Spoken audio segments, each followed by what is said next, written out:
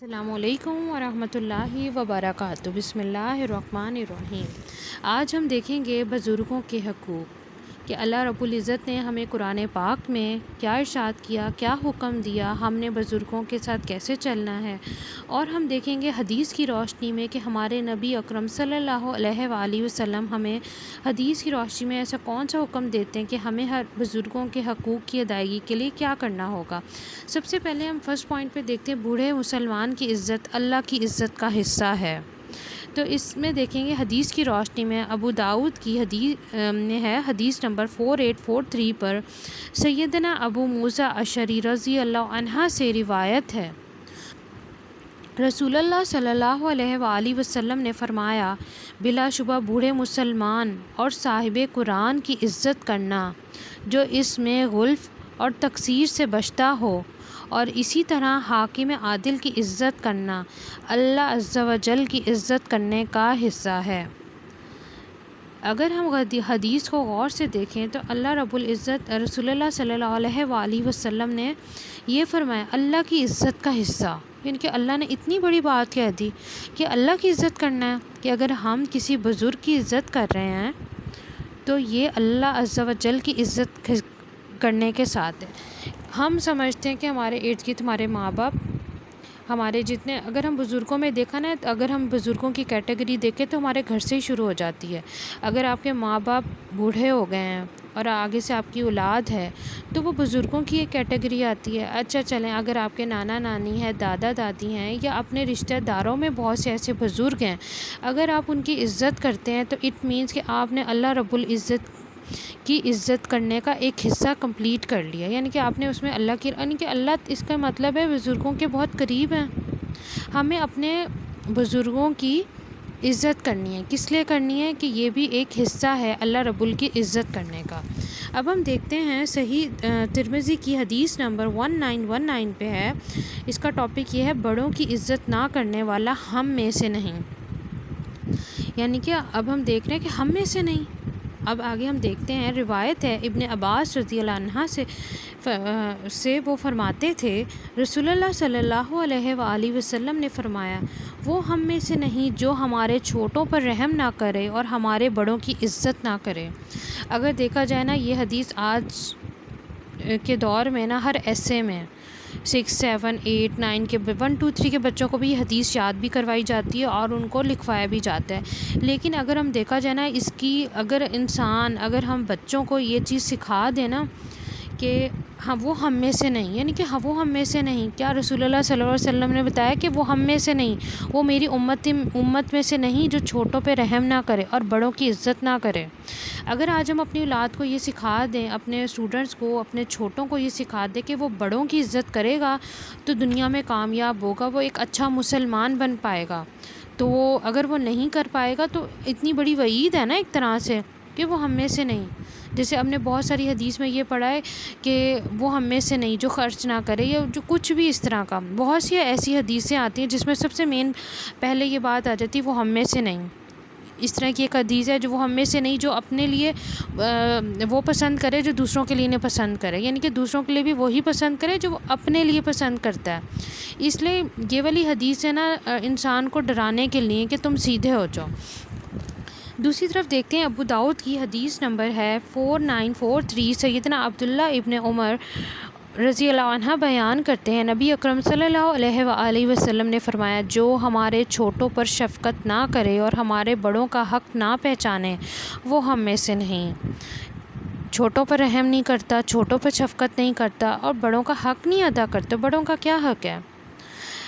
بڑوں کا کیا حق ہے اور ہمارا کیا فرض ہے؟ اگر ہم اپنے محفل میں بیٹھے ہیں، ہم اپنے گھر میں بیٹھے ہیں، ہر جگہ ہمارا فرض بنتا ہے کہ ہم بڑوں کے حقوق ادا کریں، انہیں بیٹھنے کی جگہ دیں، انہیں بولنے کا ایک وقت دیں، ان کے آگے نہ بولا جائے، یعنی کہ ہر معاملے میں ان کی رسپیکٹ اور ان کی خدمت ہمارا فرض ہے۔ اب دیکھتے ہیں صحیح بخاری کی حدیث نمبر 5791، بڑوں کے مرتبے اور عزت کا خیال رکھو۔ سیدنا عبداللہ بن سہل اور محیصہ بن مسعود رضی اللہ عنہ خیبر پہنچے تو وہ دونوں باغات میں ایک دوسرے سے الگ ہو گئے۔ عبداللہ بن سہل قتل کر دیے گئے تو سیدنا عبد الرحمن بن سہل اور مسعود کے بیٹے حویزہ اور سیدنا موحیثہ رضی اللہ عنہ نبی اکرم صلی اللہ علیہ وآلہ وسلم کی خدمت میں حاضر ہوئے۔ اپنے ساتھی کے معاملے میں انہوں نے گفتگو کی تو عبد الرحمن نے ابتدا کی کہ جبکہ وہ سب سے چھوٹے تھے۔ اس پر نبی اکرم صلی اللہ علیہ وآلہ وسلم نے فرمایا بڑے کے مرتبے اور عزت کا خیال رکھو۔ یعنی کہ ابھی ہم نے یہی بات کی نا، اگر ہم کسی محفل میں ہیں تو وہاں پہ ہم نے بڑوں کا احترام کیسے کرنا ہے۔ اب یہاں پہ بات ہوئی کہ عبد الرحمن نے ابتدا کی، یعنی کہ گفتگو کی ابتدا بھی ہمارے بڑوں سے ہو، ہمارے بزرگوں سے ہو، اور چھوٹوں کا فرض ہے کہ وہ بیچ میں بولنے یا پہل کرنے کے بجائے اپنے وقت کا انتظار کریں، اپنی باری کا انتظار کریں، اور بڑوں کو اپنی گفتگو کی شروعات بھی کرنے دیں اور اختتام بھی کرنے دیں، اور اپنی بات کو اینڈ پہ رکھیں۔ بڑوں کے ساتھ ہی خیر و برکت ہوتی ہے۔ نبی اکرم صلی اللہ علیہ وآلہ وسلم نے فرمایا تمہارے بڑوں کے ساتھ ہی تم میں خیر و برکت ہے۔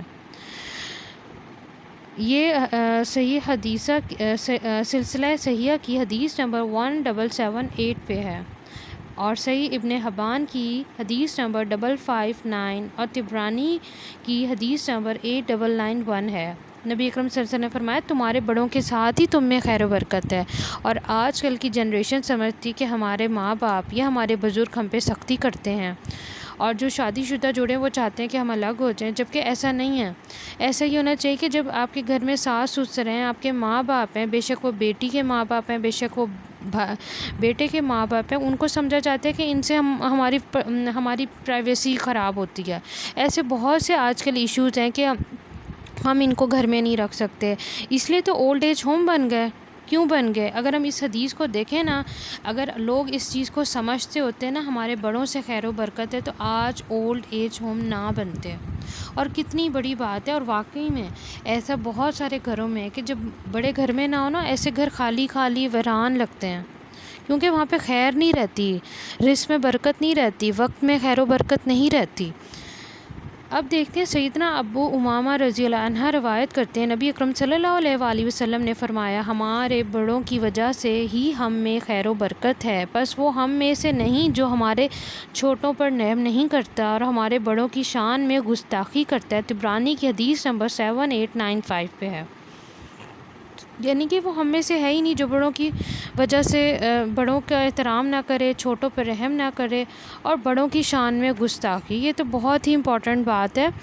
ٹھیک ہے، آپ کو کچھ کبھی بڑے بھی غلط ہوتے ہیں، کبھی بزرگ غلط ہوتے ہیں، لیکن آپ کا یہ فرض بنتا ہے کہ تھوڑا اطمینان رکھیں، اپنے آپ پہ کنٹرول رکھیں، غصہ کرنے کے بجائے اپنی باری کا انتظار کریں۔ کبھی وقت آپ کو کبھی کسی کا وقت ہوتا ہے اور کبھی آپ کا وقت ہوتا ہے بولنے کا۔ اللہ تعالیٰ آپ کے لیے راستے خود ہموار کرے گا، آپ کو بولنے کا موقع بھی دے گا، لیکن وہ ہم میں سے نہیں جو بڑوں کی گستاخی کرے۔ اگر آپ کے کوئی بڑے غلط ہیں، ان کو بیٹھ کے ان سے بات کریں، الگ میں ان کے ساتھ ایک سیٹنگ رکھیں، گیدرنگ رکھیں، تاکہ ان کی بات آپ کو اور آپ کی بات ان کو سمجھ آئے۔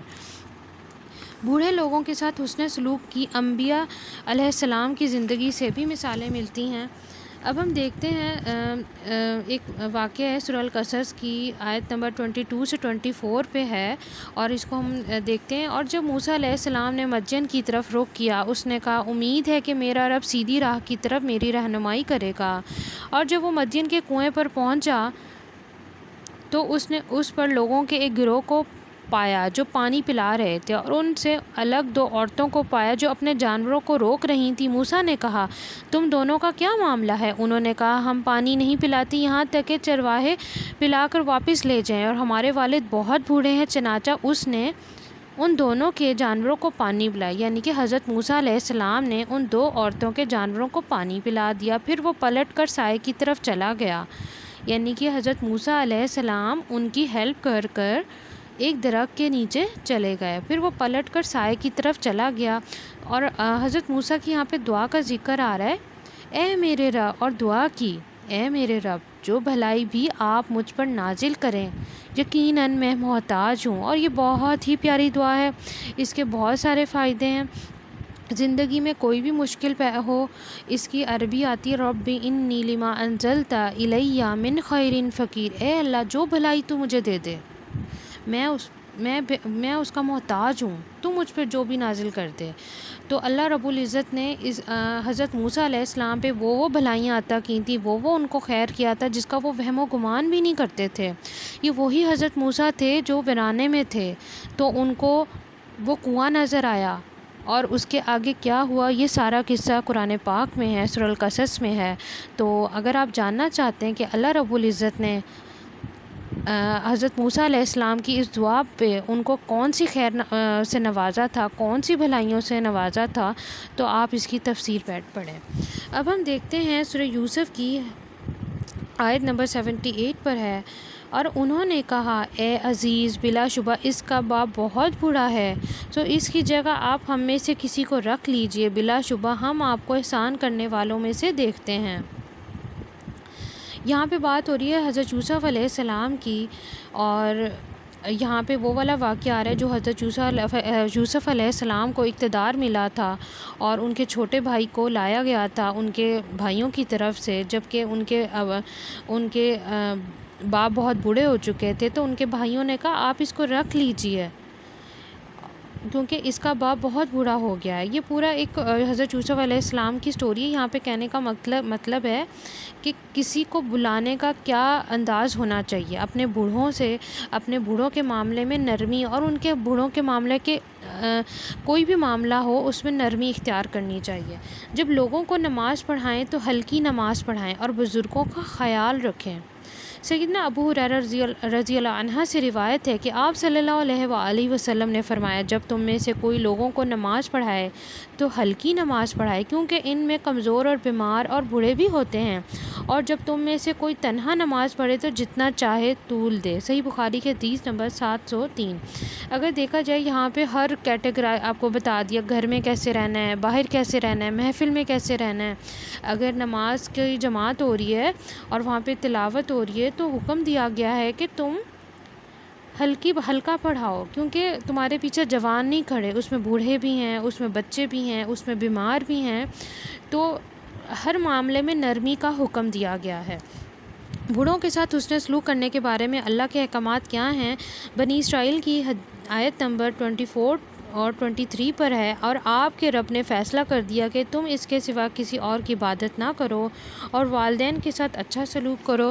اگر آپ کے پاس ان دونوں میں سے ایک یا دونوں بڑھاپے کو پہنچ جائیں تو ان دونوں کو اف تک نہ کہو، اور نہ ہی ان کو جھڑکو، اور ان سے عزت والی بات کرو، اور ان کے لیے تواضع کا بازو رحم دلی سے جھکائے رکھو، اور کہو کہ اے میرے رب ان دونوں پر رحم فرما جیسے انہوں نے مجھے بچپن میں پالا تھا۔ اب دیکھا جائے نا، اللہ تعالیٰ نے اللہ رب العزت میں ڈیفرنٹ سٹوریز انبیاء کرام کی، اور اب یہاں پہ دیکھا جائے نا بزرگ کس میں آ رہے ہیں، ہمارے ماں باپ کے میں اللہ تعالیٰ نے کیٹیگرائز کیا، یہ بھی ہمارے بزرگوں کی فارم ہے۔ جب وہ بزرگ ہو جائیں، وہ بوڑھے ہو جائیں، ان کو اف نہ کہو، ان کے ساتھ نرمی کا معاملہ رکھو۔